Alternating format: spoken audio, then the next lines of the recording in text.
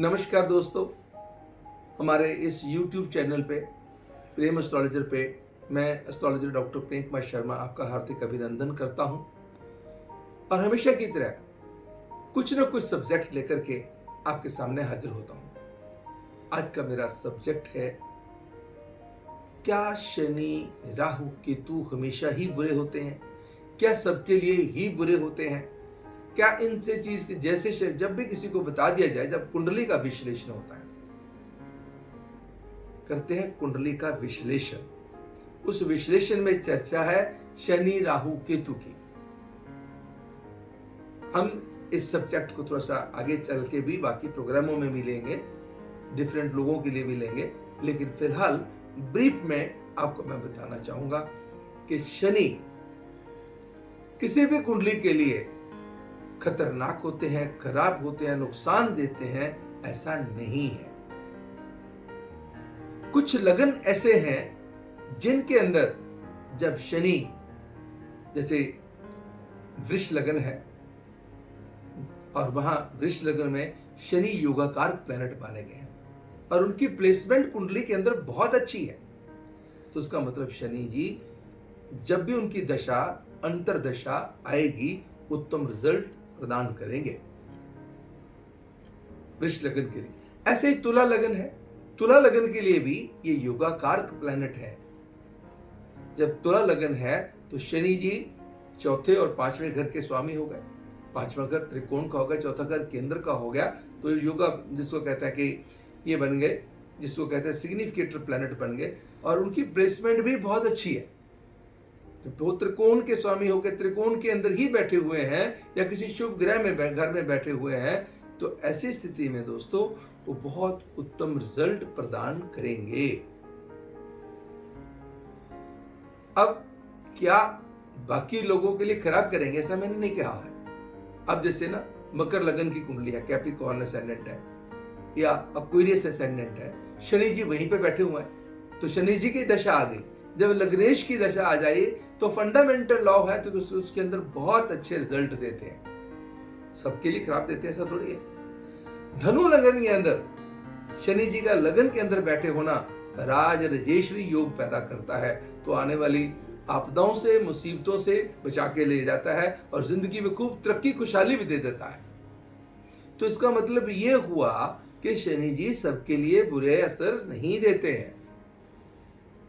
अब कहते हैं जी साढ़े स्थिति आ गई, साढ़े स्थिति आ गई, क्या साढ़े स्थिति सबके लिए बुरी होती है? ऐसा नहीं है। जिन कुंडलियों के लिए वो बहुत ही प्रभावकारी ग्रह हैं, बहुत ही अच्छे ग्रह हैं, योगाकारक ग्रह हैं, वहां पे शनि जी ने बहुत उत्तम रिजल्ट देने ही देने हैं।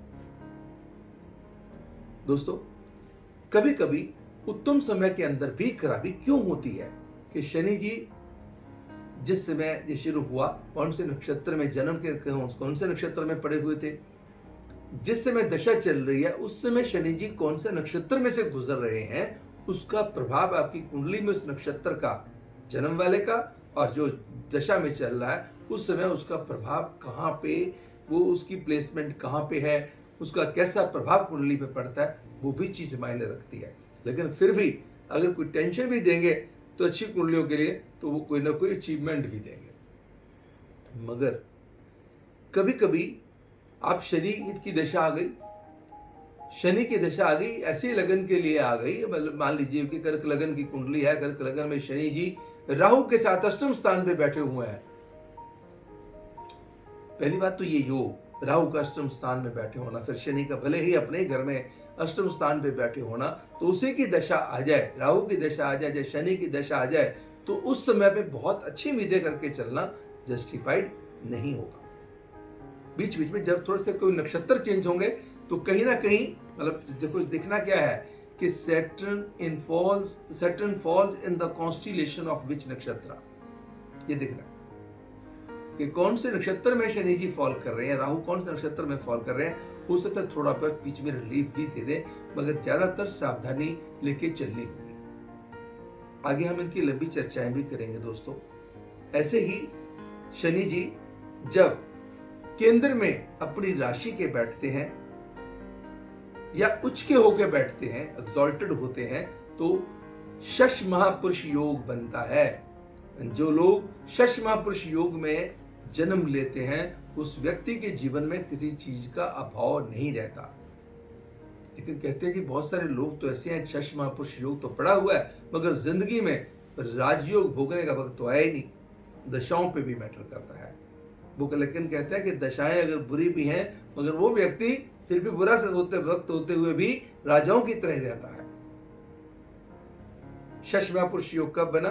जब शनि जी केंद्र में उच्च के, जब सब अपनी राशि जो स्व राशि में पैदा हुआ है, जब बैठे हुए हैं।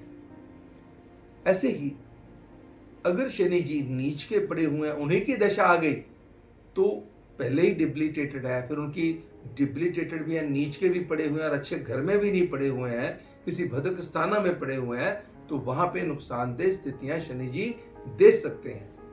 हम इंडिविजुअली चर्चा भी दोस्तों करेंगे, एक एक लगन के लिए भी चर्चा करेंगे जल्दी भी। अगर शनि जी लगन में बैठे हुए तो क्या प्रभाव होगा, दूसरे घर में बैठे हैं तो क्या प्रभाव होगा, 12वें घर में बैठे हैं तो क्या प्रभाव होगा, इन चीजों की चर्चा भी करेंगे।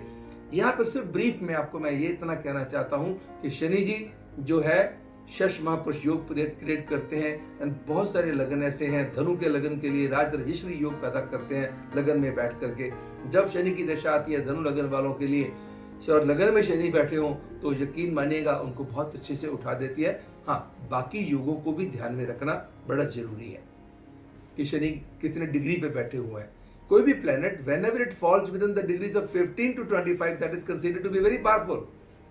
लेकिन अगर शनि है ही बहुत कमजोर तो देने की कोशिश तो करेंगे मगर कम करेंगे। ऐसे ही राहु की प्लेसमेंट, तीसरे, छठे और 11वें घर के राहु बहुत उत्तम माने गए हैं।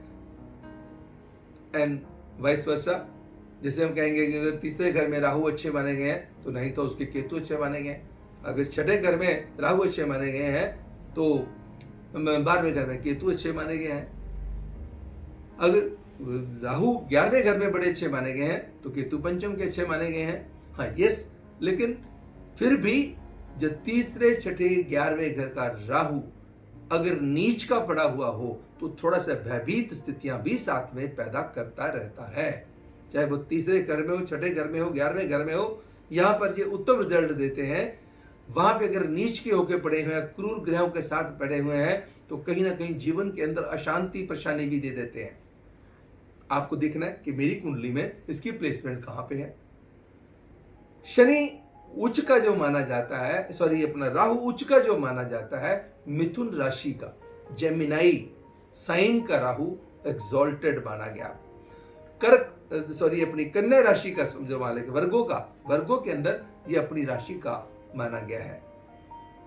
मतलब there is one school of thought जिसमें ये चीज मानी गई है, there is another school of thought यहां पे कहा गया है टॉरस के अंदर भी बैठा हुआ राहु और वृश्चिक का केतु वो भी उत्तम रिजल्ट देते हैं।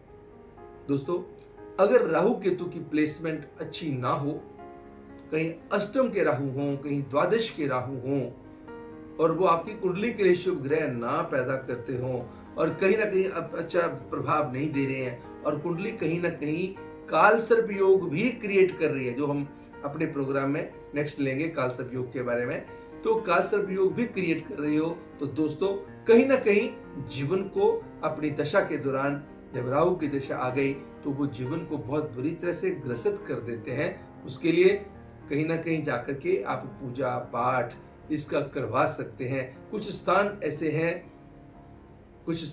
हैं वहां पर जाने से काल सर्प योग जो दोष है, जो काल सर्प दोष है, ऐसे योग से मुक्ति मिल जाती जाने माता से। अगर वहां जाकर के माथा टेक के पूजा पाठ करवा करके पूर्ण विधि विधान के साथ कर लेंगे, प्रभाव खत्म नहीं होगा, क्षीण काफी हद तक हो जाएगा। तो आज हमने चर्चा करी शनि, राहु और केतु की कि इनका प्रभाव जीवन में क्या हमेशा ही बुरा होता है या अच्छा होता है। तो अगले सब्जेक्ट को लेकर के आपसे फिर मुलाकात अगले वीडियो में होगी। तब तक मुझे यानी एस्ट्रोलॉजर डॉक्टर प्रियंक कुमार शर्मा को दीजिएगा इजाजत। नमस्कार एंड गॉड ब्लेस यू।